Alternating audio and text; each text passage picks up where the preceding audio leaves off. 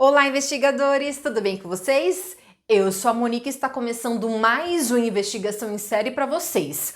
O nosso caso de hoje ele é muito esquisito, é sobre uma jovem que desapareceu de uma forma misteriosa dentro de um navio.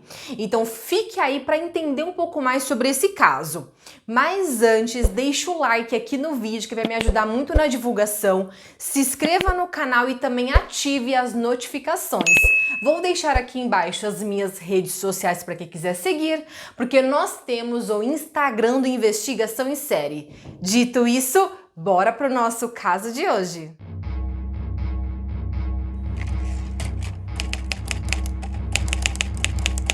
Emily Bradley nasceu no dia 12 de maio de 1974 em Pittsburgh, Virgínia, Estados Unidos.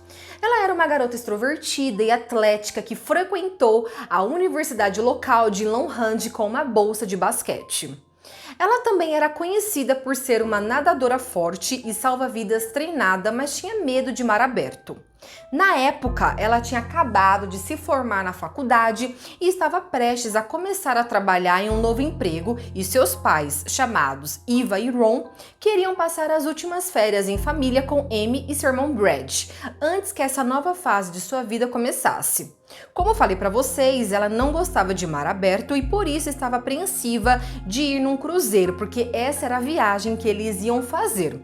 Mas ela deixou essas preocupações de lado e resolveu se divertir. Então, no dia 21 de março de 1998, os 4 membros da família embarcaram no navio da Royal Caribbean chamado Rhapsody of the Seas. O navio saiu do Porto Rico com destino a Curaçao, nas Antilhas. Era um navio normal, que levava mais de 2.000 pessoas a bordo e a primeira noite da família foi super tranquila, eles se divertiram muito. Quando chegou a terceira noite, a família começou a se arrumar para um jantar com o comandante, era um tradicional evento de gala em cruzeiros. Depois que passou o jantar, a família foi até o convés superior do navio para uma festa. Quando deu 1 da manhã, os pais da Amy estavam cansados e decidiram voltar para sua cabine e ir dormir. Nesse tempo, a Amy e o Brad foram para a boate do navio. Quando deu mais ou menos 3h30 da manhã, o Brad estava cansado, estava com sono, ele decidiu sair da boate para o seu quarto e ele deixou a Amy lá naquele local junto com os membros da banda que estava tocando no navio naquela noite, só que naquele local também tinha outros passageiros. A Amy voltou para o quarto meia hora depois. Assim que chegou, seu irmão estava acordado e eles conversaram um pouco sobre os planos do dia seguinte. Depois disso, Brad foi para sua cama e deixou a Amy sozinha na varanda da cabine. Antes do sol nascer, o pai da Amy acordou e viu a Amy na espreguiçadeira da varanda. Até aí tudo bem, ele resolveu dormir de novo. Quando deu 6 da manhã, o pai dela acordou e ela não estava mais lá, então foi até o quarto deles para checar se estava tudo bem. Quando ele entrou no quarto, ele viu o Brad dormindo, ele olhou para o lado e viu a cama da Amy vazia, estava arrumada. Ele olhou para o chão e viu que os sapatos estavam lá perto da porta, o sapato da Amy, só que ele não encontrou nem o isqueiro e nem os cigarros dela. Ele pensou que ela foi fumar no deck superior do navio, então foi atrás dela. E o navio iria atracar em Curaçao às 7 horas da manhã para os passageiros desembarcarem e passarem o dia na ilha. E infelizmente o pai da Amy não encontrou ela em lugar nenhum do navio, ele ficou muito preocupado e foi aí que ele resolveu falar com a mãe da Amy para ela saber o que estava acontecendo. A família pediu para a tripulação anunciar que eles estavam procurando pela Amy, só que o pedido foi recusado porque eles não queriam assustar os outros passageiros. E eu fico assim chocada, porque quando uma pessoa ela está desaparecida, é muito importante alertar o maior número de pessoas possíveis do desaparecimento. E a família implorou para os oficiais não deixarem ninguém sair do navio, porque se deixasse sair as pessoas do navio, seria muito mais difícil, mais complicado de conseguir encontrar Amy. Só que não adiantou nada e o desembarque começou. E os oficiais, gente, não queriam decepcionar os milhares de passageiros que estavam a bordo. E por isso, eles começaram a desembarcar em Curaçao e eu fico assim indignada. Porque eles não tiveram respeito, não tiveram empatia, não se importaram com a angústia da família. E com tudo isso, depois de 2 horas, os oficiais decidiram realizar a própria busca, Só que infelizmente eles não encontraram nada. E os oficiais disseram para a família da Amy que o cronograma planejado seria mantido e que se eles quisessem continuar procurando a Amy, deveriam ficar lá em Curaçao. Ou seja, gente, a família ficou totalmente sem opção. E eles optaram ficar lá na ilha e lá eles conseguiram entrar em contato com a embaixada americana para obter alguma ajuda. O FBI também se envolveu no caso e eles descobriram que não foi feita uma busca completa no navio e que apenas as áreas comuns foram examinadas, como o banheiro e as áreas de lazer. Com isso, gente, o FBI e a família voaram para encontrar o navio na próxima parada e aí sim eles iam começar uma investigação de verdade. Tinha um promotor que estava no cruzeiro, ele foi contratado para fazer vídeos de um grupo de amigos e ele procurou a família da Amy e entregou algumas filmagens que ele fez naquela noite na boate no dia do desaparecimento. Nessa filmagem, gente, é possível ver a Amy dançando e de mãos dadas com um homem chamado Alistair Douglas, mas era conhecido como Yellow. Ele era um membro da banda do navio, a Blue Orchid, e duas meninas também disseram que viram Alistair e Amy juntos às 5h30 da manhã saindo do elevador panorâmico do navio que levava à boate. E tinha uma outra passageira chamada Elizabeth que ela havia ficado doente dias antes do cruzeiro e ela ainda estava tomando antibióticos. E como ela não podia pegar muito sol, ela percebeu que se ela ficasse mais naquela área da boate, ela poderia ver e participar das coisas que aconteciam no navio. E na manhã do desaparecimento, ela acordou cedo porque ela queria desembarcar em Curaçao e com isso ela decidiu ir lá para a boate porque ela tem uma janela panorâmica e ela ia conseguir ver o navio atracar no porto. Enquanto a Elizabeth ela estava nesse local, ela viu a Amy juntamente com o Alistair saindo dos elevadores de vidro e eles caminharam até o bar da boate.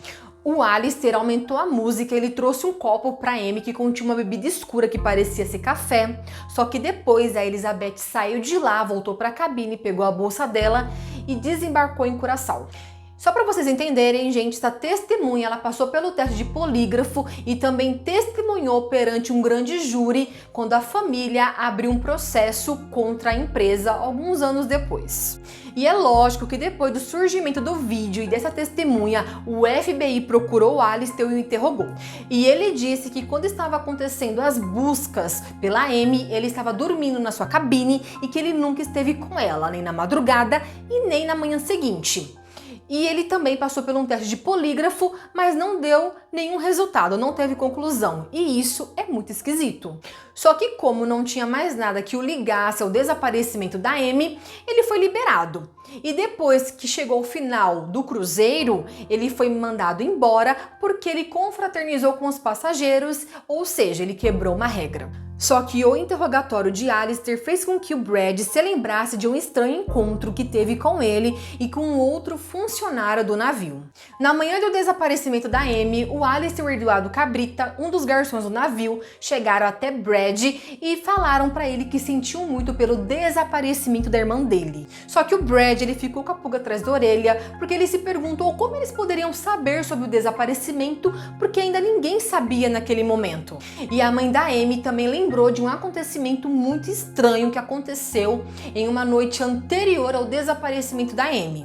O fotógrafo do cruzeiro, ele tirou foto dos passageiros com seus vestidos de gala e ele colocou as fotos à venda do lado de fora do restaurante. Só que o mais esquisito e o mais estranho é que todas as fotos que estavam a Amy tinham sumido. E o fotógrafo, ele disse à família que realmente ele tirou as fotos, ele mostrou a listagem, a numeração, a miniatura, só que até hoje ninguém sabe o que aconteceu, quem tirou aquelas fotos do quadro ou por que elas sumiram. E a investigação do FBI não resultou em lugar nenhum, não teve ordem de prisão e o navio acabou atracando e liberando todos os passageiros. Brad e Ron voltaram a Curaçao para procurar Amy várias vezes ao longo dos anos sem sucesso. Foi só quando o programa America's Most Wanted fez um especial sobre Amy que novas pistas começaram a aparecer. Em agosto de 1998, um engenheiro de computação canadense chamado David Carmichael, ele estava em uma praia em Curaçao e ele viu uma garota sendo levada por dois homens de aparência um tanto suspeita. A mulher em questão tinha duas tatuagens. Uma era uma lagartixa e a outra era o demônio da Tasmânia. Ela tentou falar com ele, só que os outros homens não deixaram. Somente em maio de 1999 que ele viu a história da Amy, e quando ele viu o rosto dela, ele percebeu que era a mesma garota da praia. Os investigadores perguntaram se David conseguiria reconhecer os homens que estavam com Amy quando ele a viu. E para surpresa de ninguém, no momento em que ele viu uma foto do Alistair, ele o reconheceu como um dos dois homens que intimidavam Amy na praia. O David, gente, ele foi capaz de descrever a Amy de uma forma muito específica, principalmente as tatuagens que ela tinha. E isso não era uma informação que o público tinha. E é lógico que o FBI imediatamente mandou pessoas para a ilha logo após o depoimento do David, só que ninguém encontrou nada. O FBI, gente, tem autoridade limitada em outros países e eles só podem agir se for convidado a integrar alguma operação. Então eles não puderam ir atrás do Alistair e nem interrogar eles, e até hoje, gente, as autoridades de Curaçao não cooperam com o FBI nas investigações. No outono de 1999, um homem chamado Frank Jones contou à família que era um detetive particular que queria oferecer seus serviços a eles porque descobriu que gangsters colombianos estavam mantendo Amy refém na ilha de Curaçao. Ele também afirmou ser um ex-membro das Forças Especiais Americanas e se ofereceu para organizar a operação de resgate da Amy. Ele disse também que tinha uma testemunha que sabia a localização da Amy, que era uma cozinheira que descreveu com precisão as características, as tatuagens da Amy, e disse também que ouviu ela cantar uma canção de Niná, que era a mãe da Amy que cantava para ela quando era criança. Então ele e mais dois homens da Marinha foram enviados para Curaçao para saber exatamente do paradeiro da Amy. Ele pediu mais dinheiro para a família, e só que a família, gente, queria provas concretas. E ele enviou fotos de uma mulher muito parecida com a Amy, e a família deu sim um bom dinheiro para ele, só que depois descobriram que era tudo mentira, que era tudo uma fraude. E acabou, gente, que o Frank, ele nunca esteve nas forças especiais, ele foi preso e acabou confessando a fraude, pegou 5 anos de prisão e também uma ordem de restituição. Depois disso, gente, o caso ficou arquivado até o ano de 2002, quando o suboficial chamado William Henfer procurou a polícia para falar que em 1999 ele estava em um bar em um hotel em Curaçao. Esse local era mais conhecido na cidade por ser uma espécie de bordel, onde as prostitutas faziam ponto. Quando uma mulher sentada numa mesa próxima notou ele falando inglês, aproximou dele e disse que seu nome era Amy Bradley e implorava por ajuda. E ele disse para ela que havia um navio da Marinha a 5 minutos daquele local onde eles estavam, só que ela disse que ela não podia ir e do nada apareceu 3 homens e a levaram daquele local. E o William, gente, ele não contou nada pra ninguém naquela época, porque ele estava em serviço e também ele não queria que a mulher dele soubesse que ele estava em um bar rodeado de prostitutas. Um ano depois, Amy foi avistada pela terceira vez, agora em São Francisco, no dia 18 de abril de 2003, no Pier 39. Amy estava com 2 homens andando ao seu lado, como nos outros 2 avistamentos, enquanto eles observavam um músico que tocava no cais. E ela foi reconhecida por algumas testemunhas, só que como eles perceberam que tinha uma movimentação estranha no local, os homens puxaram ela pelo braço e tiraram ela daquele local antes que a polícia pudesse chegar. Eles pegaram a Amy e correram quando perceberam que ela havia sido identificada, e muitas testemunhas assistiram isso acontecer, fizeram retratos falados e são extremamente precisos. Em 2005, gente, uma mulher chamada Judy disse ter visto a Amy em um banheiro em uma loja de departamentos em Barbados. A Judy, ela estava entrando no banheiro quando ela se deparou com essa mulher e mais 4 homens. E os homens estavam fazendo ameaça para garantir que essa mulher se comportasse. Quando a mulher entrou no banheiro, a Judy se aproximou dela, perguntou se estava tudo bem e ela disse que o nome dela era Amy e ela era da Virgínia. Só que os homens escutaram um barulho de conversa, entraram no banheiro e mandaram Amy sair. Eles foram embora e Judy procurou a polícia para contar o que havia acontecido. Um retrato falado foi feito a partir dessa testemunha, mas não deu em nada. Ainda em 2005, a família recebeu um e-mail que tinha 3 fotos de uma mulher. As fotos pareciam ser um anúncio de um bordel. As fotos mostram uma mulher em poses bem picantes, mas elas parecem demais com Amy.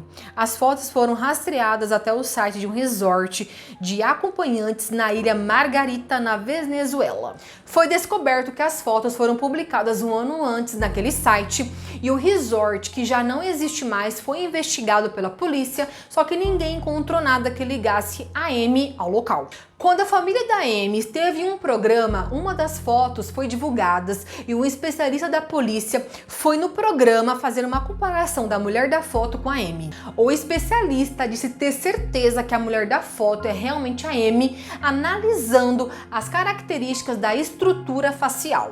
E a família da Amy, gente, acredita que ela foi escolhida durante o cruzeiro por alguém que trabalhava no navio ou então por algum passageiro. A teoria da família é que provavelmente estava programado que Amy fosse sequestrada na noite anterior, quando o garçom do navio estava muito ansioso, querendo que a Amy fosse à noite em um bar em Aruba. E essa foi uma das paradas realmente que o navio fez. E a Amy, ela foi convidada pelo Eduardo Cabrita para ir com ele e com outros membros da tripulação nesse bar em Aruba. O bar em questão se chama Carlos e Charles e é o mesmo local onde Natalee Holloway desapareceu 7 anos depois. O Eduardo Cabrita, ele foi entrevistado pela FBI na época do desaparecimento. E é muito esquisito porque nas entrevistas ele mentiu bastante. Ele disse que a Iva, a mãe da Amy, tinha perguntado para ele e a outros membros da tripulação o que aconteceria se alguém caísse do navio. E a Iva, ela nunca teve nenhum tipo de interação com o Eduardo e muito menos ela saiu perguntando esse tipo de coisa. Ela fez vários pedidos para que o Eduardo passasse pelo teste de polígrafo, só que ninguém sabe se isso aconteceu. Mas o que aconteceu com Amy? Ela caiu no mar? Ela foi sequestrada? Fugiu? Ou foi vendida como escrava sexual? E quem estava por trás disso? Além disso, por que uma linha de cruzeiros deu tão pouca ajuda à família? A empresa estava apenas tentando lavar as mãos? Ninguém realmente sabe as respostas para nenhuma dessas perguntas e sem outras pistas ou evidências continuará assim por muito tempo. Apesar de toda investigação, tem até recompensa, mas o caso do desaparecimento de Amy permanece em solução até hoje.